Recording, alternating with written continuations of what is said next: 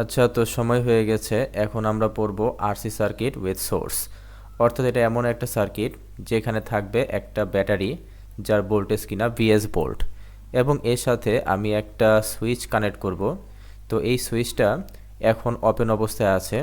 তো যখন stop ওয়াচের time হচ্ছে 0, তখন এই সুইচটা ক্লোজ হয়ে যাবে। অর্থাৎ আগে সুইচটা এরকম ওপেন ছিল, পরে যখন স্টপ ওয়াচের টাইম 0, তারপর এই সুইচটা এরকম একটা ক্লোজ হয়ে যাবে, অর্থাৎ কানেকশন বিল্ড আপ করতে সাহায্য করবে। কার সাথে?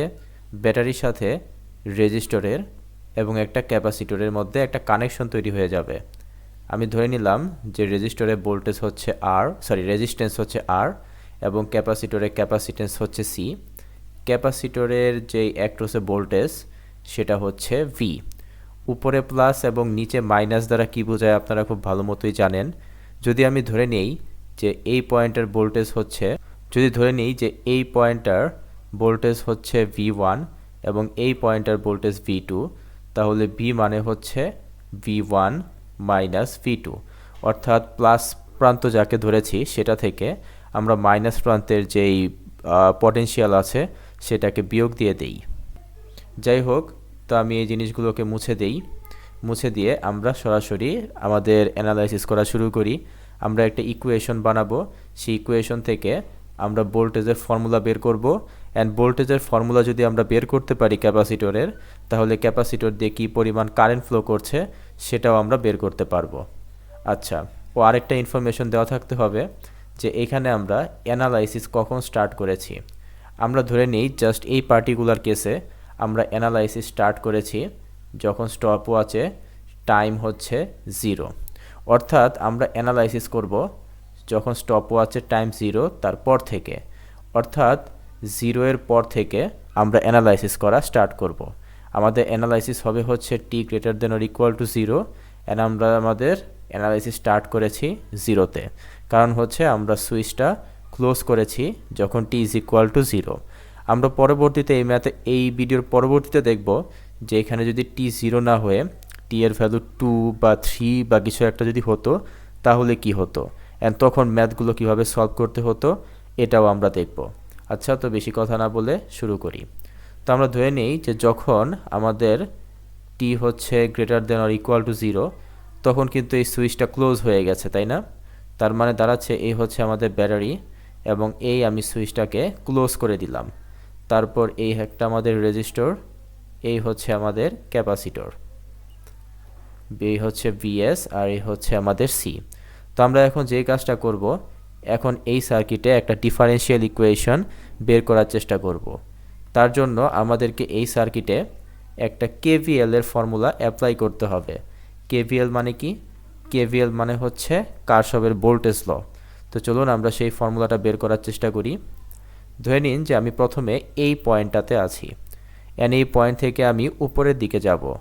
আমি দেখতে পাচ্ছি উপরের দিকে যাওয়ার সময় প্রথমে ব্যাটারি মাইনাস প্রান্তটা পড়েছে, তাই আমি এখানে লিখব -Vs।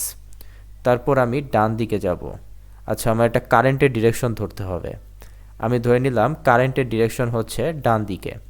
আপনি দেখতে পাচ্ছেন যে কারেন্টের ডিরেকশন ডান দিকে এবং আপনার চলার পথ হচ্ছে ডান দিকে, তাহলে বসাতে হবে প্লাস। যদি এমন হতো যে কারেন্টের ডিরেকশন ডান দিকে, আপনি যাচ্ছেন বাম দিকে, তখন কিন্তু এইখানে একটা মাইনাস বসাতে হবে।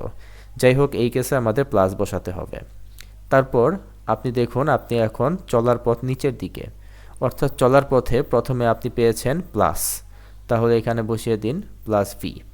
তারপর দেখুন আপনি আবার আগের পথে ফেরত চলে গেছেন, আপনার জার্নি শেষ, সমান সমান বসিয়ে দিন 0। এখন এই ইকুয়েশনে আমরা যেই কাজটা করব, এই যে ক্যাপাসিটরের ভেতর দিয়ে যে কারেন্ট ফ্লো করছে, যাকে কিনা আমরা I দ্বারা প্রকাশ করেছি, সেটা একটু লিখি। তার আগে আমি এই লাল কালিতে যা লিখেছি চলার পথ, সেগুলোকে একটু মুছে দিয়ে আমি এই আইটার ইকুয়েশন বের করার চেষ্টা করি। সো আমরা জানি ক্যাপাসিটরের কারেন্টের ফর্মুলা হচ্ছে C, তারপর dV divided by dt। Actually divided by না, এটা হচ্ছে অ্যাকচুয়ালি ডিফারেন্সিয়াল, অর্থাৎ ddt অফ B এভাবে উচ্চারণ করা দরকার ছিল। যাই হোক, আপনারা বুঝতে পারছেন অ্যাকচুয়ালি। এরপর আমরা দেখব যে এই ক্যাপাসিটরের দিয়ে কারেন্ট অ্যাকচুয়ালি প্লাস টার্মিনাল দিয়ে ঢুকছে নাকি মাইনাস দিয়ে ঢুকছে। আমরা দেখতে পাচ্ছি যে এই কারেন্টটা ক্যাপাসিটরে পজিটিভ দিয়ে ঢুকছে, তাই আমি বসাবো এখানে প্লাস। যদি কারেন্ট নেগেটিভ দিয়ে ঢুকতো তাহলে এখানে মাইনাস বসাতে হতো। যাই হোক, পজিটিভ দিয়ে ঢুকায় আমি এখানে বসিয়েছি প্লাস। এখন এই কারেন্টটা আমি এই জায়গায় বসিয়ে দিব। তো বসিয়ে দিলে আমি পাবো হচ্ছে আই এর ভ্যালু হচ্ছে সি, তারপর ডিভি বাই ডিটি, তারপর এ হচ্ছে ক্যাপাসিটরের ভোল্টেজ, আর এই ভিএসটাকে ডান পাশে নিয়ে যাই। মাথায় রাখবেন আমরা কিন্তু এই ইকুয়েশনটা পেয়েছি for T greater than or equal to 0 এর জন্য, অর্থাৎ 0 এর আগে কি হচ্ছে সেটা নিয়ে আমাদের কোনো মাথা ব্যথা নেই। এখন আমরা একটা কাজ করি, যে ভোল্টেজটাকে এই ভিটাকে ডান পাশে নিয়ে যাই, তাহলে আমরা পাবো এখানে R C DV by DT VS minus V. তারপর আমরা ডিভিটাকে এখানেই রাখি, এই ভিএস মাইনাস ভিকে বাম পাশে নিয়ে যাই, তাহলে এখানে হবে ভিএস মাইনাস ভি। তারপর আরসিটাকে ডান পাশে নিয়ে গেলে 1 বাই আরসি, ডিটিকে ওই পাশে নিয়ে গেলে হবে হচ্ছে ডিটি। এখন আমরা উভয় পাশে ইন্টিগ্রেশন করব। অ্যান্ড ইন্টিগ্রেশন করার সময় একটা জিনিস মাথায় রাখতে হবে, সেটা হচ্ছে আমরা স্টপওয়াচ আমাদের অ্যানালাইসিস শুরু করেছি আমরা যখন T greater than 0 or equal to 0, অর্থাৎ একদম অ্যানালাইসিসের শুরুতে যখন স্টপওয়াচের টাইম 0, তখন আমাদের ক্যাপাসিটরের কিন্তু ভোল্টেজটা জানতে হবে। আর আমি ধরে নিলাম যে সেই ভোল্টেজটা আমি জানি। আমি ধরে নিলাম যে যখন স্টপওয়াচের টাইম 0, তখন এই ভোল্টেজটা আমরা জানি, যা কিনা ভি নট। সো ক্যাপাসিটরের ভোল্টেজ হচ্ছে ভি নট। সো আমি এটা এখানে বসিয়ে দিলাম যে ক্যাপাসিটরের ভোল্টেজ হচ্ছে ভি নট যখন টাইম 0, এবং তারপর স্টপওয়াচের টাইম যখন টি, তখন ক্যাপাসিটরের ভোল্টেজ আমাদের বের করতে হবে ভি। এখন আমরা ইন্টিগ্রেশন করা শুরু করে দেই 1 বাই আরসি। ডান পাশে এই ডিটিকে ইন্টিগ্রেশন করলে হয় হচ্ছে টি, আর যে লিমিটটা আছে সেটাকে এই জায়গায় লিখতে হবে 0 থেকে টি পর্যন্ত। এবং বাম পাশেও এটাকে যদি আমি ইন্টিগ্রেশন করি, তাহলে আমি এখানে পাবো হচ্ছে মাইনাস লন ভিএস মাইনাস ভি। আপনারা জানেন 1 বাই কিছু একটা থাকলে একটা লন আসে, অর্থাৎ আপনারা জানেন যে 1 বাই এক্স ডিএক্স থাকলে এখানে একটা লন এক্স আসে। অ্যান্ড তার সাথে যদি কোনো কিছু যোগ অবস্থায় থাকে কোনো সমস্যা নেই। আচ্ছা, আমি একটু ভেঙে বলতে চাইলে একটু ভেঙে বলা যেতে পারে ব্যাপারটা। অর্থাৎ আপনি জানেন যে 1 বাই এক্সকে ইন্টিগ্রেশন করলে হয় হচ্ছে লন এক্স, কিন্তু 1 বাই মাইনাস এক্সকে যদি আপনি ইন্টিগ্রেশন করেন তাহলে কি হবে, মাইনাসটা মাইনাসের মতোই থাকবে এবং এখানে হবে হচ্ছে লন এক্স। এরপর দেখি যদি এরকম হয় যে এক্সের সাথে কিছু একটা যোগ আছে, ধরে নিলাম এ, তাহলে এর ইন্টিগ্রেশন করলে হবে হচ্ছে লন এ প্লাস এক্স, অর্থাৎ নিচে যা থাকবে তার সাথে একটা লন লাগিয়ে দিব আমরা। এখন যদি এরকম হয় যে 1 বাই এ মাইনাস এক্স, তাহলে কি হবে, যে এক্সের আগে যদি মাইনাস থাকে তাহলে যে এরকম হবে, সামনে একটা মাইনাস চলে যাবে যদি এক্সের আগে একটা মাইনাস থাকে। ঠিক একইভাবে এই মাইনাসটা থাকার জন্য সামনে একটা মাইনাস হয়ে যাবে, অ্যান্ড তারপর এখানে হবে লন এ মাইনাস এক্স। ঠিক এই ফর্মুলাটাই কিন্তু আমরা এইখানে ইউজ করেছি। খেয়াল করে দেখুন যে এখানে মাইনাস থাকার জন্য এখানে একটা মাইনাস দিয়েছি, আর ভিএস মাইনাস ভি যাই লেখা আছে না কেন সেটাকে আমরা এখানে বসিয়েছি। যাই হোক, আমরা এখন থার্ড ব্র্যাকেটের ভেতরে লিখি V is equal two V naught থেকে ভি পর্যন্ত ইন্টিগ্রেশন করব। আচ্ছা, এখন খেয়াল করে দেখুন যে 1 বাই, আচ্ছা প্রথমে বাম পাশের কাজটা করি। আমরা প্রথমে যে কাজটা করব, এই ভিটাকে এই ভি এর মধ্যেই বসিয়ে দিব। তাহলে আমরা কি পাবো, মাইনাস লন ভিএস মাইনাস ভি। তারপর এই আমি দিব হচ্ছে সূত্রের মাইনাস, ঠিক আছে। তারপর আমি এই ভি নটের ভ্যালু এখানে বসিয়ে যা হয় সেটাকে এখানে লিখব, অর্থাৎ মাইনাস লন ভিএস মাইনাস ভি নট। ঠিক একইভাবে একই কাজটা আমরা ডান পাশেও করব। এই টি এর ভ্যালু এখানে বসালে হয় হচ্ছে টি, এই হচ্ছে সূত্রের মাইনাস, তারপর 0কে এখানে বসালে হয় হচ্ছে 0। ওকে, আমাদের কাজ অনেকটা শেষ। তাহলে এই মাইনাস আর মাইনাস হয় হচ্ছে প্লাস, অর্থাৎ লন ভিএস। আচ্ছা, একটা কাজ করি, আমি মাইনাসটা কমন নিয়ে নেই। সো মাইনাসটা কমন নিলে এখানে হয় লন ভিএস মাইনাস ভি, তারপর লন ভিএস মাইনাস ভি নট, তারপর 1 বাই আরসি, ইন্টু টি, মাইনাসটা কমন নিয়ে নিচ্ছি আর কি। এখন আমরা জানি যে লন থেকে লন যদি আমরা বিয়োগ দেই তাহলে এরকম কিছু একটা হয়, অর্থাৎ ভেতরে আমরা এরকম ভাগ আকারে লিখতে পারি। আর এই মাইনাসটাকে ডান পাশে পাঠিয়ে দেই, -1/RC ইন্টু টি। তারপর এই লনটারকে আমি যদি ডান পাশে নিয়ে যাই তাহলে আপনি জানেন যে লনের একটা ইনভার্স যে ফাংশন আছে সেটা বসবে। আপনারা জানেন কি না যে লনের ইনভার্স ফাংশন হচ্ছে এক্সপোনেনশিয়াল, অর্থাৎ প্লাসকে বা সমান সমান চিহ্নের ডান পাশে নিলে মাইনাস হয়ে যায়, গুণকে সমান সমান চিহ্নের ডান পাশে নিয়ে গেলে ভাগ হয়ে যায়। ঠিক একইভাবে লনকে সমান সমান চিহ্নের অন্য পাশে নিয়ে গেলে তার ইনভার্স ফাংশন এক্সপোনেনশিয়াল হয়ে যায়। So exponential -1/RC into T, আর বাম পাশে থাকে VS মাইনাস ভি নট। আর একটু ধৈর্য ধরলেই হবে, আমাদের কাজ প্রায় শেষ।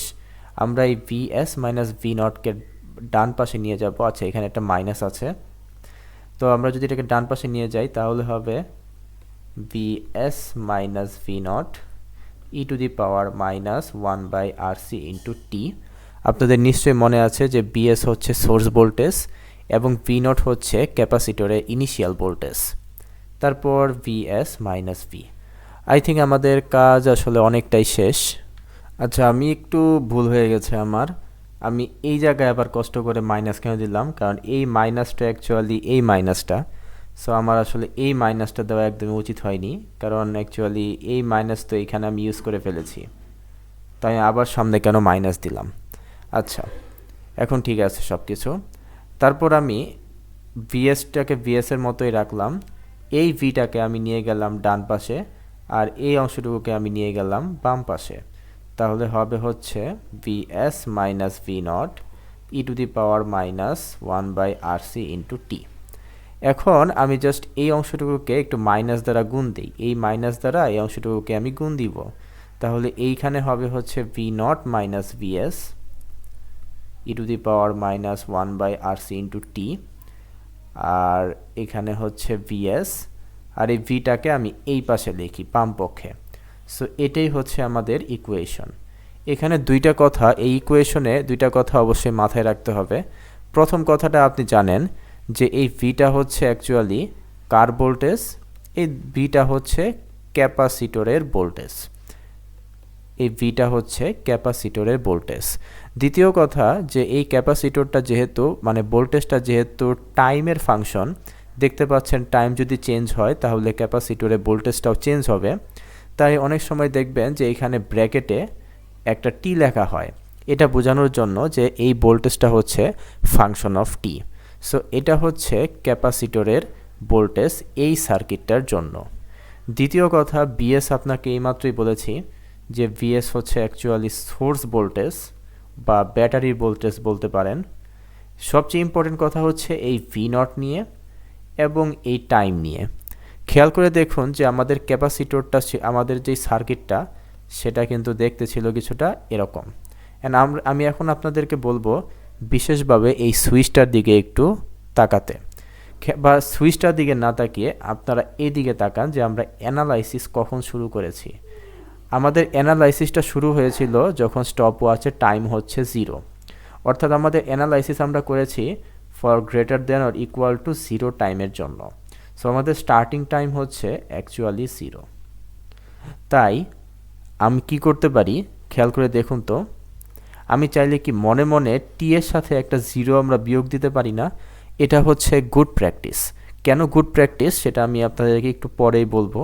যেটা হচ্ছে গুড প্র্যাকটিস যে স্টার্টিং টাইম সেটাকে এই জায়গায় বিয়োগ দিয়ে দেওয়া, আর টি এর সাথে যদি আমি 0 বিয়োগ দিই তাহলে তো টি আসবে, এটা তো আর কোনো আহামরি কিছু না, তাই না? অ্যান্ড যখন স্টার্টিং টাইম হচ্ছে 0, অর্থাৎ টি এর সাথে যেই টাইমটা বিয়োগ আছে ঠিক ওই সময়ের যে ভোল্টেজ সেটাই হচ্ছে আমাদের ভি নট। অর্থাৎ স্টার্টিংয়ে যখন স্টপ ওয়াচের টাইম 0 তখন ক্যাপাসিটরের ভোল্টেজটা আমাদের জানতেই হবে ভি নট, নইলে আমরা এই ক্যাপাসিটরে অন্য কোনো ভোল্টেজ বের করতে পারবো না। সো এটাই হচ্ছে আমাদের কথা। তাহলে কোশ্চেন হচ্ছে, এখন যদি আমি এই অ্যানালাইসিসটা 0 সময়ে স্টার্ট না করতাম, অর্থাৎ সুইচটা যদি ঠিক টি ইজ ইকুয়াল টু 0-তে ক্লোজ না হতো, অ্যাকচুয়ালি সুইচের সাথে সম্পর্ক না, আমাদের সম্পর্ক হচ্ছে আমরা অ্যানালাইসিস কখন স্টার্ট করছি তার সাথে আমাদের সম্পর্ক। যে আমরা জিরো থেকে অ্যানালাইসিস স্টার্ট না করে অন্য কোনো সময়ে যদি অ্যানালাইসিস স্টার্ট করতাম তাহলে কি হতো, আমি একটু দেখি। যদি আমরা আমাদের অ্যানালাইসিস আপনারা দেখবেন পরবর্তীতে ম্যাথ করার সময় যে আমরা অ্যানালাইসিস স্টার্ট করছি 2 মিলি সেকেন্ড সময়ে, তখন আমাদের ভোল্টেজের ইকুয়েশনটা কি হতো সেটা একটু বুঝতে হবে। তো আমি ফর্মুলাটা আগে লিখি, ভি নট মাইনাস ভিএস, এটা আপনারা মুখস্থ রাখবেন। আমি রেকমেন্ড করব আপনারা এই ফর্মুলাটা মুখস্থ রাখবেন, ম্যাথ করার সময় অনেক কাজে দিবে।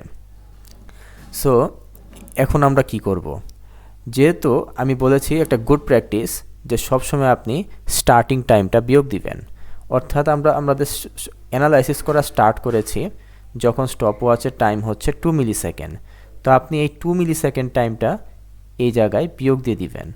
এখন কোশ্চেন হচ্ছে কী জন্য আপনি 2 মিলি সেকেন্ড এখানে বিয়োগ দিবেন। তার লজিকটা হচ্ছে, ধরে নিলাম যে এটা হচ্ছে টাইম অ্যাক্সিস, তো আগেরবার আমরা জিরোতে অ্যানালাইসিস করা শুরু করেছিলাম, কিন্তু এখন আমরা 2 মিলি সেকেন্ড সময় থেকে অ্যানালাইসিস করা শুরু করছি।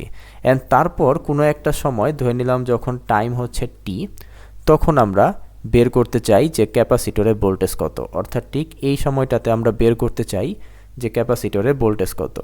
এখন দেখুন তো আমাদের অ্যানালাইসিস করা ডিউরেশন কতটুকু, আমাদের অ্যানালাইসিস করা ডিউরেশন হচ্ছে এতটুকু টাইম, অ্যান্ড এতটুকু টাইম অর্থাৎ আমাদের অ্যানালাইসিস করা ডিউরেশন সেটা হচ্ছে টি মাইনাস 2 মিলি সেকেন্ড। তো আমাদের যে অ্যানালাইসিস করা ডিউরেশন সেই টাইমটাই কিন্তু আমাদেরকে এইখানে বসাতে হবে।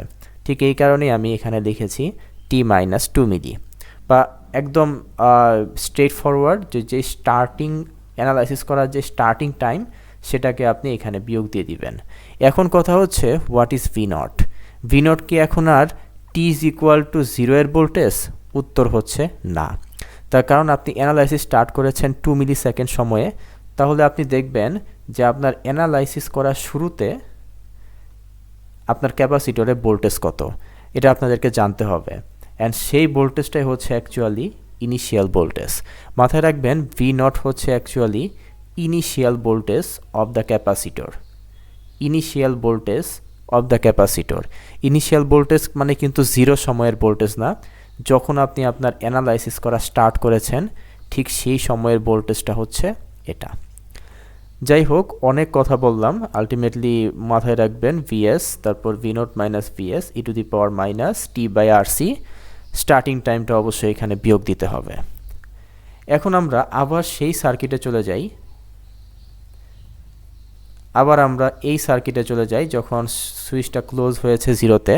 আমি আবারও বলছি, আপনারা পরবর্তীতে ম্যাথ করার সময় বুঝতে পারবেন যে স্টপ ওয়াচের এই সুইচের সাথে সম্পর্ক না, সম্পর্কটা হচ্ছে অ্যাকচুয়ালি অ্যানালাইসিস করার ওপর। অর্থাৎ আমি অ্যানালাইসিস যেহেতু স্টার্ট করেছি 0 সময় থেকে, তাই আমি ওইখানে 0 বিয়োগ দিয়েছিলাম আর কি। আর আমি 0 এর পর থেকে অ্যানালাইসিস করা স্টার্ট করেছি, কারণ সুইচটা যেহেতু 0 সময়ে ক্লোজ হয়েছে, তাই আমার অ্যানালাইসিস করাটা একটু সহজ। পরবর্তীতে ম্যাথ করার সময় আপনি দেখবেন 2টা সুইচ আছে, এখানে একটা সুইচ, সার্কিটের অন্য কোনো প্রান্তে একটা সুইচ, এই সুইচটা ক্লোজ হচ্ছে টি ইজ ইকুয়াল টু 0-তে, এই সুইচটা ক্লোজ হচ্ছে টি ইজ ইকুয়াল টু 2 মিলি সেকেন্ডে। ওই রকম সময় কীভাবে অ্যানালাইসিস করতে হয় সেটা আমরা পরবর্তীতে দেখব।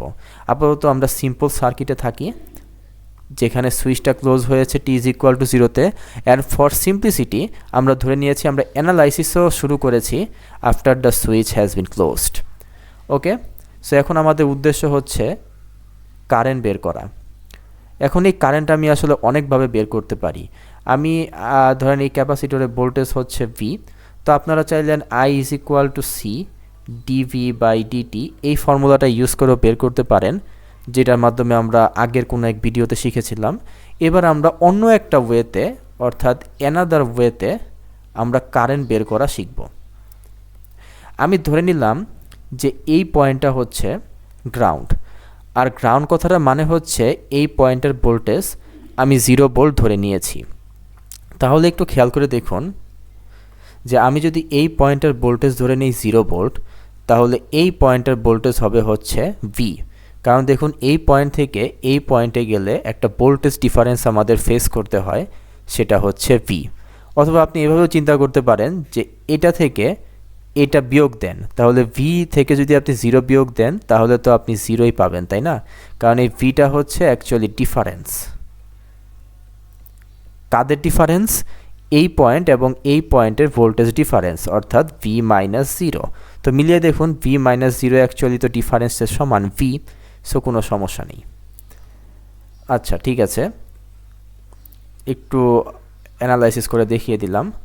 এরপর দেখুন যে একইভাবে এই ভোল্টেজটা যদি হয় হচ্ছে 0 ভোল্ট, এই বিন্দুর পটেনশিয়াল যদি হয় 0 ভোল্ট, আর এই ব্যাটারির সোর্স ভোল্টেজ হচ্ছে ভিএস, তাহলে বুঝতেই পারছেন যে এই ব্যাটারিটা পার হওয়ার পর এই বিন্দুর পটেনশিয়াল হয়ে যাবে হচ্ছে ভিএস।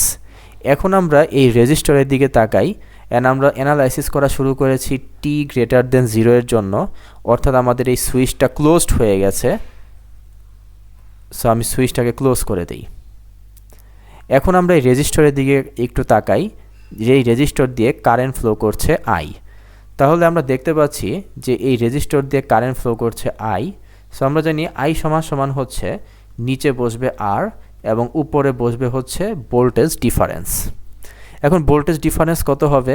আপনি দেখতে পাচ্ছেন কারেন্ট হচ্ছে ভিএস থেকে ভি এর দিকে ফ্লো করছে, তাই যেখান থেকে যেখানে ফ্লো করছে সেটা থেকে আমরা বিয়োগ দিয়ে দিব। ঠিক আছে, হয়ে গেল। তাহলে এটাই হচ্ছে আমাদের কারেন্ট বের করার formula. So I is equal two, আমি একটা কাজ করি, এই যে ভিএস যে আমরা পেয়েছিলাম ইকুয়েশনে, সরি আমরা যে ভি এর ফর্মুলা পেয়েছিলাম, এই ভি এর ভিএস, এই যে এই ফর্মুলাটা, সরি এটা না, আমরা তো 0 এর জন্য কাজ করছি, এই যে এই ফর্মুলাটা যখন আমরা আমাদের অ্যানালাইসিস স্টার্ট করেছি টি ইজ ইকুয়াল টু 0-তে, এই ফর্মুলাটা আমরা বসিয়ে দিই ইকুয়েশনে। সো বসিয়ে দিই ভিএস, এই ফর্মুলাটা আপনাদেরকে আমি মুখস্থ রাখতে বলেছি, দেখুন আমি কিন্তু মুখস্থই বসাচ্ছি এই ফর্মুলাটা। এখন দেখুন ভিএস কাটা, তাহলে হয় হচ্ছে এখানে minus V not minus VS E to the power minus T by R C. একটা কাজ করি, এই মাইনাস দিয়ে এটাকে গুণ দিয়ে দেই, তাহলে আমি পাবো VS minus V naught by R E to the power minus T by R C. So এটাই হচ্ছে আমাদের কারেন্ট বের করার ফর্মুলা। পুরো সার্কিটের এই রেজিস্টর সহ এই ক্যাপাসিটরের কারেন্ট বের করার ফর্মুলা হচ্ছে এটা। এখন আপনি যদি আরেকটু অ্যানালাইসিস করতে চান তাহলে আপনি করতে পারবেন, অর্থাৎ আগের যে সার্কিটটা আছে, অর্থাৎ এই যে এরকম যে সার্কিটটা ছিল, সুইচটাকে আমি ক্লোজ করে দিলাম, তারপরে হচ্ছে রেজিস্টর এবং এই হচ্ছে ক্যাপাসিটর। তো আপনি চাইলে এই কারেন্টটা নিয়ে আরেকটু অ্যানালাইসিস করতে পারবেন, অর্থাৎ এখন যেন তেন সময়ের জন্য না, যখন স্টপ ওয়াচের টাইম হচ্ছে স্টার্টিং টাইম, এই ক্ষেত্রে আমাদের স্টার্টিং টাইম হচ্ছে 0, বা অন্য কোনো ক্ষেত্রেও যদি যাহাই হচ্ছে স্টার্টিং টাইম, ওই স্টার্টিং টাইমে আমি ধরে নিলাম যে কারেন্ট হচ্ছে আই নট, অর্থাৎ এই কারেন্টটা হচ্ছে আই নট। এখন খেয়াল করে দেখুন যে এই ভোল্টেজটা যদি হয় 0 ভোল্ট, আগের মতোই এটা হচ্ছে ভিএস, এবং স্টার্টিং টাইমে বা ইনিশিয়াল ক্যাপাসিটরের ভোল্টেজ হচ্ছে ভি নট। তাহলে এই রেজিস্টর দিয়ে এখন দেখুন রেজিস্টরের দুই প্রান্তের পটেনশিয়াল ডিফারেন্স হচ্ছে ভিএস মাইনাস ভি নট, অর্থাৎ আমরা বলতে পারি এখন এই আই নটের ফর্মুলা হচ্ছে, আমরা যদি রেজিস্টরের দিকে তাকাই, এই আমি লিখলাম রেজিস্ট্যান্স, এবং এই রেজিস্টরের দুই প্রান্তের পটেনশিয়াল ডিফারেন্স হচ্ছে ভিএস মাইনাস ভি নট। খেয়াল করে দেখুন তো এই জিনিসটাই কি আপনি এখানে পেয়েছেন, তাই না, যা কিনা আই নটের সমান। তাই আমি এই ইকুয়েশনটাকে একটু সিম্পলিফাই করে এইভাবে লিখতে পারি যে এই অংশটাকে সমান সমান আমি লিখলাম I naught E to the power minus T by R C. So এটাই হচ্ছে আমাদের ফর্মুলা। একইভাবে আমরা এখানে অ্যানালাইসিস শুরু করেছি হচ্ছে যখন স্টপ ওয়াচের টাইম হচ্ছে 0, তাই আমি এখানে একটা গুড প্র্যাকটিস যে স্টার্টিং টাইম 0 হলেও মনে মনে এখানে একটা 0 ধরে নেবেন, অথবা গুড প্র্যাকটিস হচ্ছে একটা 0 বিয়োগ দিয়ে দিবেন। এবং দ্বিতীয় কথা, যখন স্টার্টিং টাইম অর্থাৎ স্টপ ওয়াচের টাইম যখন 0, তখন কারেন্টকে আমাদের অবশ্যই জানতে হবে আই নট, সেটাই হচ্ছে অ্যাকচুয়ালি এটা। আর যদি এমন হয় যে আপনি আপনার ক্যালকুলেশন স্টার্ট করেছেন 2 মিলি সেকেন্ড সময়ে, 2 মিলি সেকেন্ড সময় আপনি আপনার অ্যানালাইসিস শুরু করেছেন, তাহলে ফর্মুলা হবে I naught E to the power minus T by R C. এখানে জাস্ট আপনি স্টার্টিং টাইমটা বিয়োগ দিয়ে দিবেন, এবং এই আই নটটা হচ্ছে স্টার্টিং টাইমের কারেন্ট, অর্থাৎ স্টপ ওয়াচে যখন টাইম 2 মিলি সেকেন্ড তখন কারেন্ট হচ্ছে ধরে নিলাম আই নট। এই কারেন্টটা আপনি জেনে যদি এখানে বসিয়ে দেন তাহলেই কিন্তু আপনার আনসারটা হয়ে যাবে। এবং এগুলো নিয়ে খুব বিস্তারিত বলা আছে পরবর্তী দুটো ভিডিওতে। আমি জাস্ট এই ভিডিওতে মোরাল অফ দ্য স্টোরি বা সামারি বলে আমি জাস্ট এই ভিডিওটা শেষ করব। তাহলে আপনার পরবর্তী যে দুটো ভিডিও আছে যেখানে আমি বিস্তারিতভাবে বলেছি সেটাও একটু ক্লিয়ার হয়ে যাবে। সেটা হচ্ছে যে সুইচের সাথে আমাদের অ্যানালাইসিস করার তেমন সম্পর্ক নেই। আমরা দেখতে পাচ্ছি যে সুইচটা যদি ক্লোজ হয়, ধরে নিলাম 2 মিলি সেকেন্ড সময় যদি সুইচটা ক্লোজ হয়, অ্যান্ড সুইচটা ক্লোজ করার পরে আমরা যদি অ্যানালাইসিস করা শুরু করি তাহলে আমাদের অ্যানালাইসিস করতে সুবিধা হয়। এই জন্য আসলে আমরা অ্যানালাইসিসটা শুরু করি যখন সুইচটা ক্লোজ হয়েছে তারপর থেকে। কিন্তু কিছু কিছু ম্যাথ আছে যেখানে কিনা দেখতে পারবেন যে 3-4টা সুইচ আছে। আপনি দেখবেন যে এই সুইচটা ক্লোজ হয়েছে টি ইজ ইকুয়াল টু 0-তে, এই সুইচটা ক্লোজ হয়েছে T is equal to 2 millisecond সময়ে, আবার একই সাথে দেখবেন যে এই সুইচটা ওপেন হয়েছে T is equal to 2 millisecond সময়ে। এরকম কেসও কিন্তু হতে পারে ইভেন একটা নির্দিষ্ট সার্কিটে। তখন কি করতে হবে সেটাও পরবর্তীতে অনেক ডিটেলসে বলা আছে কিভাবে অ্যানালাইসিসটা করতে হবে। তখন কিভাবে অ্যানালাইসিস করতে হবে এটাও দেখবেন ডিটেলসে বলা থাকবে। দ্বিতীয় কথা হচ্ছে সব সময় যে সোর্স একটা থাকবে এরকম নাও হতে পারে। এরকম 2-3টা সোর্স হইতে পারে, একটার পোলারিটি নিচের দিকে আর একটা উপরের দিকে। ইভেন এখানে কারেন্ট সোর্সও থাকতে পারে। রেজিস্টর যে একটা হবে এমন কোনো কথা না, রেজিস্টর এখানে অনেকগুলোও হতে পারে, এরকম অনেকগুলোও হতে পারে। তারপরে এখানে একটা ক্যাপাসিটর লাগানো থাকতে পারে। সো এরকম কেসে আমরা সার্কিট কিভাবে সলভ করব, তো আপনি বুঝতেই পাচ্ছেন যে আমরা আসলে এতগুলো সোর্সের জন্য ম্যাথ কিভাবে করতে হয় সেটা শিখিনি। আমরা জাস্ট একটা সোর্স, একটা রেজিস্টর এবং একটা ক্যাপাসিটরের জন্য সার্কিট সলভ করা শিখেছি। তাই এই সার্কিট থেকে কিভাবে এই সার্কিটে কনভার্ট করতে হয় সেটাও পরবর্তী ভিডিওতে ডিটেলসে বলা আছে। অ্যাকচুয়ালি থেভনিন ইকুইভ্যালেন্ট এখানে ইউজ করতে হবে।